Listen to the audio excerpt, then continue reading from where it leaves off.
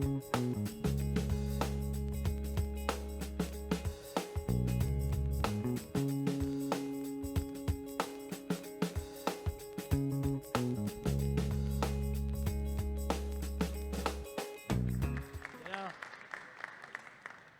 it gives me the goosebumps, just to be with great people like you.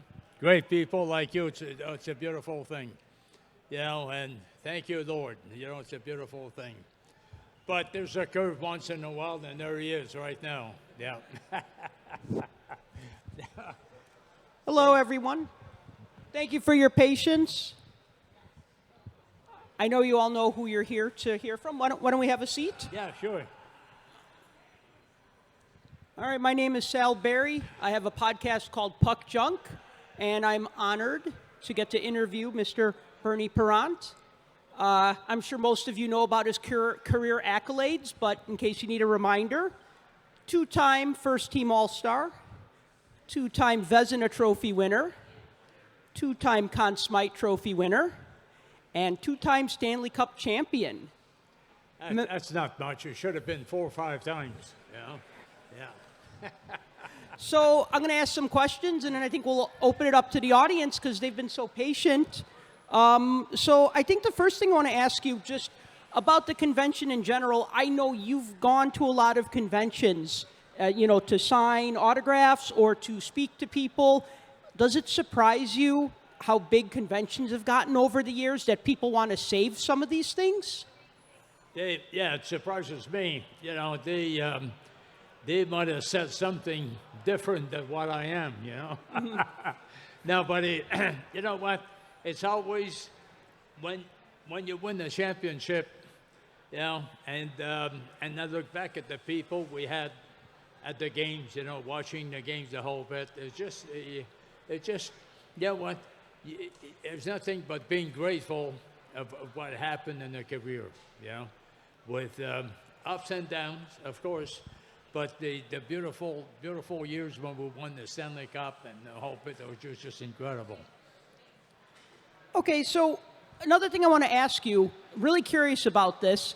You broke into the NHL when it was still the original 6 teams. Mm-hmm. But then by the time you retired, there were 18 teams in the league.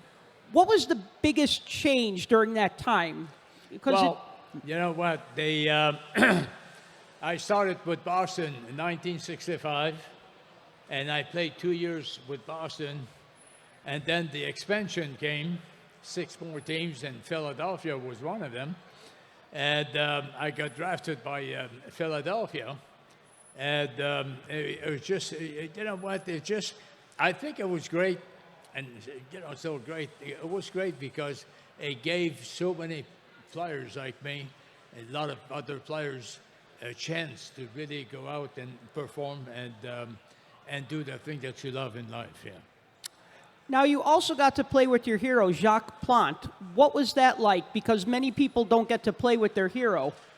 Well, you know what? This came after I got traded from the Flyers to Toronto, okay?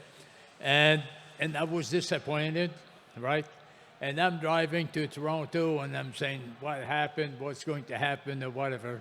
Didn't realize that I was going to spend 2 years with Jacques Plante, okay? And I'm sure you're aware of Jacques Plante, right? And you know what? And as a matter of fact, his sister in Montreal lived next door to us. And I would watch him every year, would come down once during the summer to visit his sister. Think about this. A big convertible car. He had the cowboy hat on. He'd get out of his car with the cigar, walk like a champion, which he was, to go visit the sister. It was a beautiful thing. But for me, what happened with me is I watched him play, at the beginning the first year. And he played more games than I did, of course. And then finally I asked him, I said, Jacques, I said, can you teach me? Can you help me?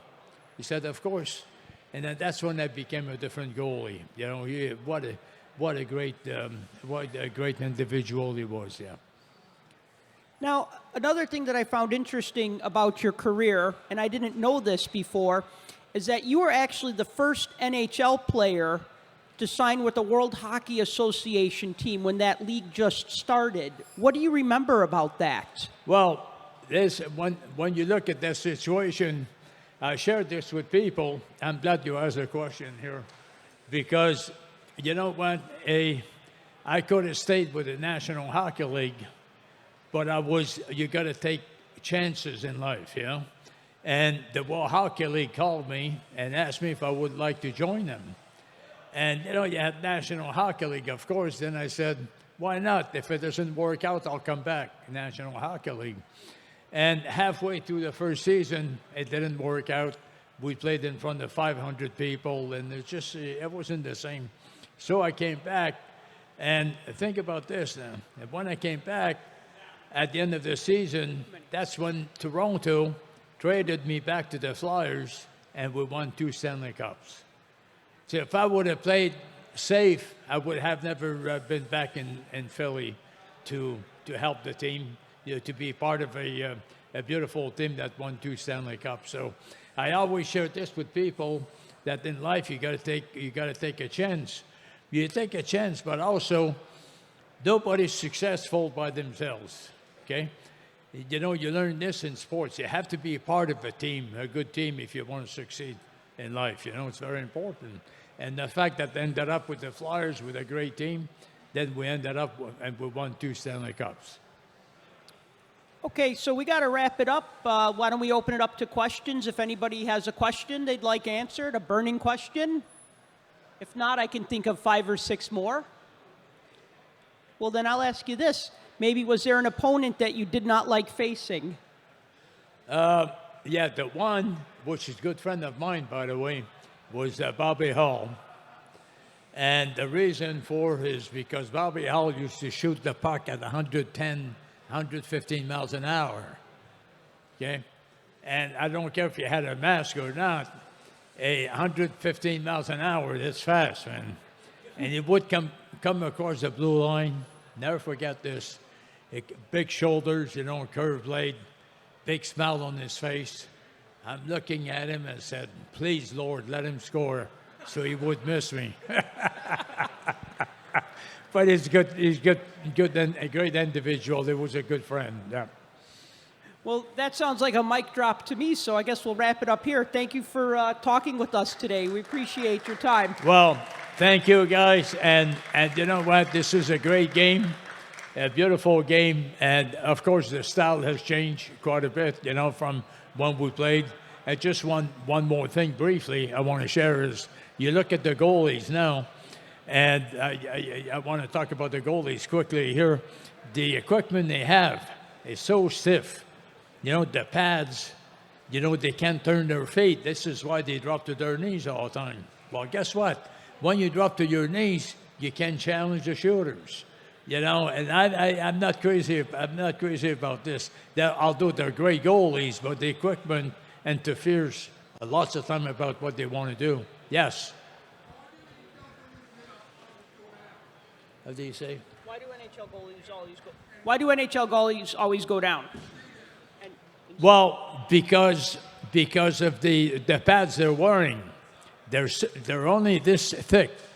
But if you have a close look at them, they're real stiff. And because they're so stiff, they can't move their foot sideways. So if there's a shot, as soon as somebody takes a shot, if it's a shot on the ice, unless you drop to your knees and you spread your feet, you won't be able to make the save. So what I'm saying here is a thing about the philosophy behind this. You drop to your knees to cover as much room as you can with the net, right? Now, if the play changes directions, then you have a problem because you're on your knees. And you see goalies pushing themselves back and forth on their knees all the time. And when you do this, you can challenge a shooter because you're on your knees. Very, very difficult. And for me, watching the game and see the way they play at times, you know, it's just unbelievable what they do. Yeah, very good. But anyway, I just want to share something with you quickly, very quickly here. I remember when I played, you know, people threw stuff at me on the ice when I had bad games. And sadly to see, I recognize a few people here tonight. Anyway, thank you, guys. Yeah. Thank you, sir. Thank you. Appreciate it. Yeah, sure. We'll walk down here. Okay.